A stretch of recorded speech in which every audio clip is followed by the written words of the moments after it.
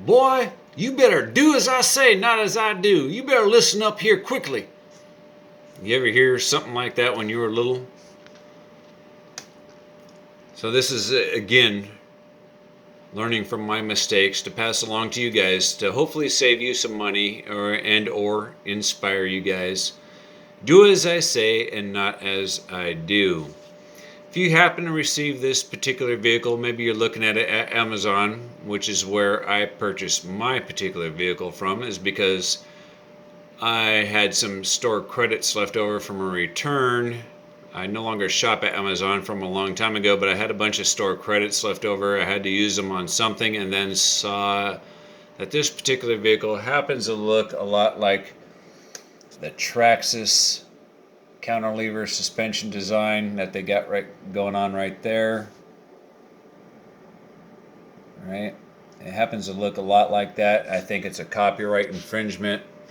But anyway, that's outside of the story right as of right now. If you happen to purchase this particular vehicle that looks like this one evidently is called the Landbuster.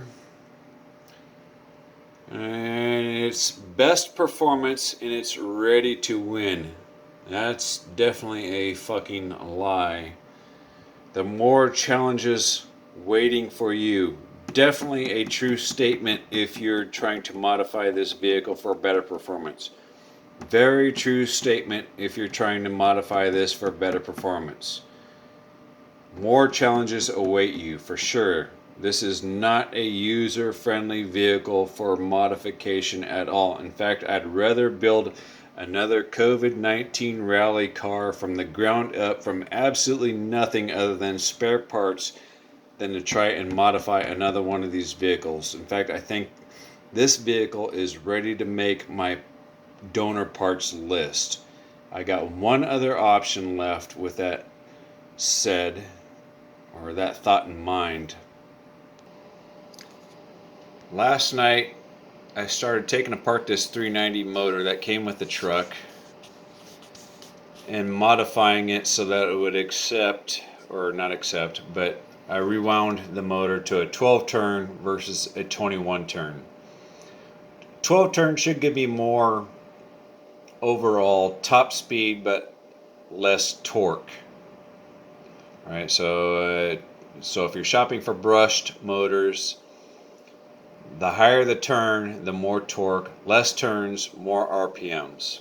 Right, so I got the smallest motor pinion gear installed. I'm going to reinstall all the factory original components back into the vehicle, and despite having new tires on order that are expected to come today, knobby style tires, they're a little bit shorter in diameter. I'm just going to go ahead and leave it as is. I might change out the front springs.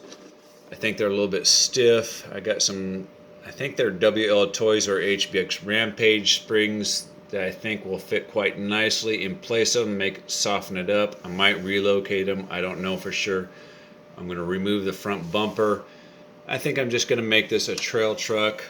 I've relocated the shock mounts to the farthest forward position possible on there.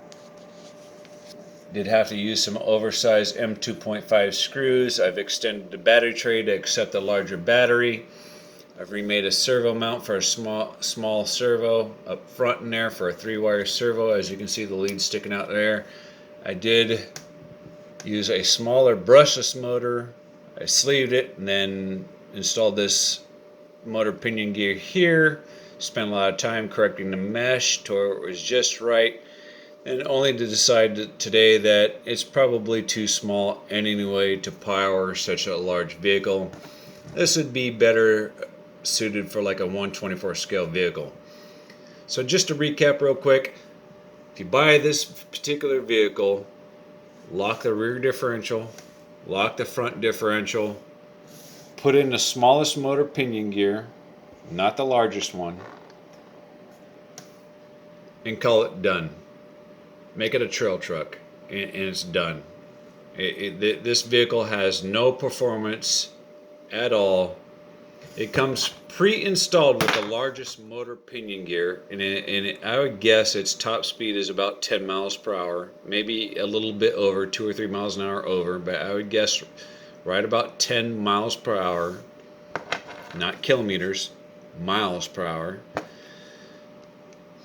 Total waste of time, total waste of effort. I can't say that I didn't give it a good try. I gave it a good effort. I did what I could. But now this car is ready to be, after this is reinstalled and it doesn't work out, it's going to become a donor parts car, right, for future projects. Maybe the axle, maybe the gear assembly, I don't know. But again, total waste of money. I highly recommend do not buy this product unless you're looking for a cheap trail truck or a vehicle that you can turn into a trail truck for relatively low cost, because it does have front independent suspension, solid rear axle design, proportional steering, proportional throttle. It does have that right out of the box. But I wouldn't modify the motor like I did. Other than that, I hope y'all learned something from my mistakes, and have a good day. Have a good 4th of July if I don't make another video until then.